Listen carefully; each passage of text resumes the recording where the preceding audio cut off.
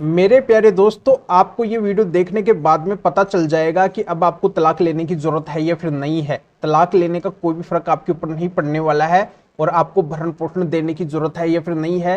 भरण पोषण चाहे आप दो या फिर मत दो, कोई फर्क नहीं पड़ने वाला है। ये वीडियो आपके लिए बहुत ही महत्वपूर्ण वीडियो है। ऐसी जानकारी इस वीडियो के अंदर मिलेगी जो आज तक आपको किसी भी वीडियो के अंदर नहीं मिली है। तो अंत तक बने रह के पूरी जानकारी का फायदा उठाइए और इस चैनल को अभी तक सब्सक्राइब नहीं करे हैं तो सब्सक्राइब भी कर दीजिए और साथ में बेल आइकन को भी दबा दीजिए। तो चलिए शुरू करते हैं। तो वेलकम दोस्तों, मैं आज की वीडियो के अंदर इन्हीं बातों के ऊपर दो केसों के बारे में बताने वाला हूं। पहला केस तो मैं घरेलू हिंसा का जो केस होता है, जिसे अपन डीवी डोमेस्टिक वायलेंस केस भी बोलते हैं, इसके बारे में बताऊंगा। इसके अंदर जो पत्नी भरण पोषण की डिमांड करती है, जो मेंटेनेंस की डिमांड करती है, वो पति को अब नहीं देना पड़ेगा। और दूसरा मैं बताऊंगा आपको एक तरफा तलाक के केस के बारे में, जिसके अंदर बहुत सी पत्नियां जैसे तलाक देने के लिए राजी नहीं होती है, तब पति के द्वारा ये एक तरफा तलाक का केस फाइल किया जाता है। तो ये एक तरफा तलाक भी अब पति को बड़ी आसानी से मिलने वाला है। पति को ज्यादा कुछ करने की जरूरत ही नहीं है। तो अंत तक आप वीडियो के अंदर मेरे साथ में बने रहिए। तो सबसे पहले मैं घरेलू हिंसा का जो केस है, डीवी डोमेस्टिक वायलेंस जिसे बोलते हैं, इसके बारे में बताने वाला हूं। ये केस करके पत्नी क्या करती है, पति से भरण पोषण की डिमांड करती है कि मुझे मेरे पति से भरण पोषण मिलना चाहिए, क्योंकि पति पक्ष ने मेरे साथ में घरेलू हिंसा की है, डोमेस्टिक वायलेंस मेरे साथ में किया गया है, मुझे मारा गया है, पीटा गया है, मुझे यातनाएं दी गई है, मेरा भरण पोषण वो नहीं करते थे और मुझे मारपीट के घर से बाहर निकाल दिए हैं। तो इसी वजह से अब मुझे भरण पोषण की जरूरत है और मुझे मेरे ससुराल के अंदर रहने का अधिकार भी मिलना चाहिए। मुझे मेरे पति के साथ में रहने का, मेरे सास ससुर के घर के अंदर रहने का अधिकार मिलना चाहिए।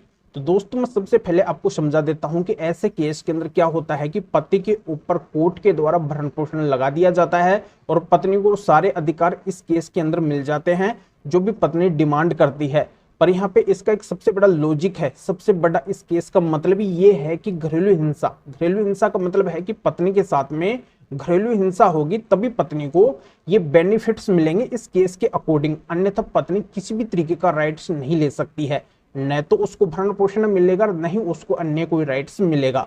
तो दोस्तों, फिर भी अगर कोर्ट के द्वारा आपकी बात न सुनते हुए पत्नी का भरण पोषण बनाया जा रहा है और उसको अगर अदर कोई भी राइट्स दिया जा रहा है, तो कोर्ट की बहुत बड़ी गलती है, बहुत बड़ी भूल है। तो ऐसा अब आपके साथ में नहीं होगा। इसके लिए बस आपको एक छोटा सा काम करना होगा।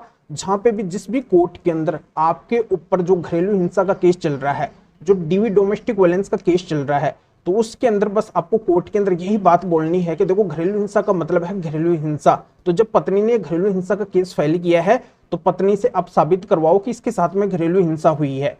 तो ये आपको पता है कि जब पत्नी के द्वारा झूठा घरेलू हिंसा का केस किया जाता है, तो उसके पास में घरेलू हिंसा से रिलेटेड कोई भी एविडेंस नहीं होंगे, कोई भी सबूत नहीं होंगे। पत्नी साबित ही नहीं कर पाएगी कि आपने उसके साथ में घरेलू हिंसा की है। तो इस केस में आपको कुछ भी नहीं देना पड़ेगा। फिर भी कोर्ट अगर आपकी बात नहीं सुनती है, देखो कोर्ट बिल्कुल बात नहीं सुनती है ऐसे मामलों के अंदर, तो आपको क्या करना है, जो घरेलू हिंसा का केस है, जो पत्नी ने डीवी डोमेस्टिक वायलेंस का केस किया है, उसके अंदर आपको टॉप मोस्ट जो सिलेक्ट किए हुए जजमेंट है, जो ऐसे मेरे पास में 5 महत्वपूर्ण जजमेंट है, टॉप सेलेक्ट किए हुए 5 महत्वपूर्ण जजमेंट है, इनको आपको ऐसे डीवी डोमेस्टिक वायलेंस यानी कि घरेलू हिंसा के केस के अंदर लगाना है। तो इन जजमेंट्स के अंदर माननीय सुप्रीम कोर्ट, हाई कोर्ट और डिस्ट्रिक्ट कोर्ट ने साफ साफ शब्दों के अंदर ये बोला है कि अगर पत्नी के साथ में घरेलू हिंसा नहीं हुई है, अगर पत्नी घरेलू हिंसा केस के अंदर घरेलू हिंसा को साबित नहीं करती है कि उसके साथ में घरेलू हिंसा हुई है, तो पत्नी को किसी भी तरीके का राइट्स नहीं मिलेगा। अगर वो साबित करेगी कि उसके साथ में घरेलू हिंसा हुई है, वो घरेलू हिंसा की अगर एविडेंस देगी, सबूत देगी केस के अंदर, तभी वो बेनिफिट्स ले सकती है, तभी उसको भरण पोषण मिलेगा, तभी उसको अन्य राइट्स मिलेगा, अन्यथा उसको कुछ भी नहीं मिलेगा। तो ये साफ साफ बातें इन जजमेंट्स में बोली गई है। तो बस आपको यही करना है, पत्नी का जो भी घरेलू हिंसा का केस चल रहा है, उसके अंदर आपको ये माननीय सुप्रीम कोर्ट, हाई कोर्ट और डिस्ट्रिक्ट कोर्ट के जो 5 महत्वपूर्ण जजमेंट है मेरे पास में, इनको आपको वहां पे लगाना है, कोर्ट को थोड़ा सा कन्विंस करना है और ये पूरा का पूरा केस आपके ऊपर से जड़ से खत्म हो जाएगा, खारिज हो जाएगा। चाहे इस केस के अंदर किसी का भी नाम क्यों ना हो, चाहे पति का नाम है, पति के फैमिली मेंबर्स का नाम है, रिलेटिव का नाम है, सभी के नाम इस केस से रिमूव हो जाएंगे। चाहे देश के किसी भी कोने के अंदर, किसी भी कोर्ट के अंदर ये मामला क्यों ना चल रहा हो। तो इन 5 महत्वपूर्ण जजमेंट का सारा आज तक जिन भी प्रतिपक्ष ने लिया है, अपने केस के अंदर लगाए हैं, उनको तुरंत सफलता मिल गई है। उनके ऊपर से ये केस पूरी तरह से जड़ से खत्म हो गया है, खारिज हो गया है। उनको ऐसे केस के अंदर कुछ भी ऐसी गलत पत्नी को नहीं देना पड़ा है। पर इन 5 जजमेंट के बारे में हर किसी को पता नहीं है, हर किसी के पास में जजमेंट है भी नहीं, हर कोई ये जानकारी आपको देगा भी नहीं। तो ऐसे अगर ये 5 महत्वपूर्ण जजमेंट डीवी डोमेस्टिक वायलेंस इनकी घरेलू हिंसा केस रिलेटेड मेरे से लेना चाहते हैं तो आपको मैं आगे इस वीडियो के अंदर बता दूंगा कि जजमेंट आपको कैसे मिलेंगे। ये बहुत ही महत्वपूर्ण जजमेंट है, हमेशा की आपकी परेशानी डीवी केस के अंदर मिटाने वाले जजमेंट है। तो अंत तक मेरे साथ में इस वीडियो के अंदर आप बने रहिए। अब मैं बात करने वाला हूं दूसरे सबसे बड़े केस एक तरफा तलाक के केस के बारे में, यानी कि कंटेस्टेड डाइवोर्स का जो केस होता है उसके बारे में, जो अक्सर ये पतियों की साइड से किया जाता है। ये पतियों की साइड से क्यों किया जाता है? ये पतियों की साइड से इस वजह से किया जाता है कि जो पत्नी क्रूर और हत्याचारी होती है, जो गलत होती है, जिसका पतियों के साथ में आगे लाइफ को बढ़ाने का मकसद नहीं होता है, घर को बसाने का मकसद नहीं होता है, वो शादी के शुरुआती दौर से ही अपना रंग दिखाना चालू कर देती है। छोटी छोटी बातों में लड़ाई झगड़ा करती है, अपने पति की बात नहीं मानती है, अपने सास ससुर की बातों नहीं मानती है, सभी के साथ में वो बहुत ही गंदा और गलत व्यवहार करती है और सभी के साथ में एक दिन लड़ाई झगड़ा करके और अलग हो जाती है। और अलग होने के बाद में अपने मायके वालों के संपर्क से, अन्य भारी लोगों के संपर्क से कई सारे झूठे केस भी वो फाइल कर देती है, जिसके अंदर वो बढ़ा चढ़ा के कई सारे संगीन आरोप लगाती है, हर जगह पे वो अपमानित करती है, लज्जित करती है, पति पक्ष को कहीं का भी नहीं छोड़ती है और वो किसी के साथ में भी रहना पसंद नहीं करती है। और पति जब उससे डाइवोर्स की बात करते हैं कि आपको अगर नहीं रहना है तो अपन म्यूचुअल डाइवोर्स यानी कि आपसी सहमति से तलाक लेके अलग हो जाते हैं, तो आपसी सहमति से तलाक देने के लिए भी राजी नहीं होती है। तो ऐसी पत्नी से तंग और परेशान होकर फिर पति के द्वारा एक तरफा तलाक का केस फाइल किया जाता है क्रूरल्टी ग्राउंड के आधार पे। तो क्रूरल्टी ग्राउंड के आधार पे अगर अब पति को तलाक लेना है तो पति के लिए क्रूरल्टी ग्राउंड से तलाक लेना भी बहुत ही आसान हो गया है। ये आपको देखने को मिला है ऐसे बहुत सारे एक तरफा तलाक के मामलों के अंदर जो पतियों की साइड से डाले जाते हैं, उनके अंदर कोर्ट जल्दी से पति को एक तरफा तलाक देती नहीं है। ऐसे केस के अंदर पति को बहुत ज्यादा अपना समय और पैसा खर्च करना पड़ जाता है और फिर भी एक तरफा तलाक मिले तो मिले, ना भी मिले इसकी कोई भी गारंटी नहीं होती है। पर अब बिल्कुल पतियों की गारंटी होने वाली है।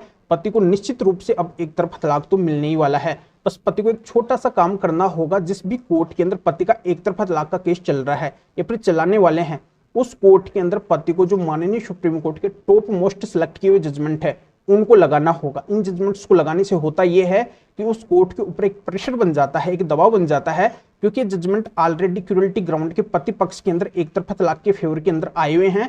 पतियों को एक तरफा तलाक मिला है इन जजमेंट के अंदर, और इन जजमेंट्स को जैसे ही आप भी एक तरफा तलाक के केस के अंदर लगाएंगे, क्रूरल्टी ग्राउंड से इन जजमेंट्स को आप लगाएंगे तो बिल्कुल इन जजमेंट्स के मुताबिक ही उस कोर्ट को भी डिसीजन देना पड़ेगा। ये कोर्ट की मजबूरी होती है। जजमेंट्स लगाने से इस तरीके से एक प्रेशर बन जाता है, एक दबाव बन जाता है उस कोर्ट के ऊपर जिस कोर्ट के अंदर आप ये जजमेंट्स लगा रहे हैं। तो बस आपको यही करना है, जो भी एक तरफा तलाक का केस है उसके अंदर एक तरफा तलाक केस से रिलेटेड जजमेंट्स लगाने हैं। पर ये जजमेंट्स के बारे में हर किसी को पता नहीं है और ये महत्वपूर्ण जजमेंट हर किसी के पास में है भी नहीं। तो जिनको पता है वो तो बहुत कम समय के अंदर एक तरफा तलाक ले भी चुके हैं, और आपको भी अगर एक तरफा तलाक लेना है तो ऐसे बहुत ही महत्वपूर्ण टॉप सेलेक्ट किए हुए 6 जजमेंट है मेरे पास में। इन जजमेंट्स को आप लेके एक तरफा तलाक के केस के अंदर लगा देना, कोर्ट को कन्विंस कर देना, बस कोर्ट आपको जल्दी से जल्दी एक तरफा तलाक दे देगी।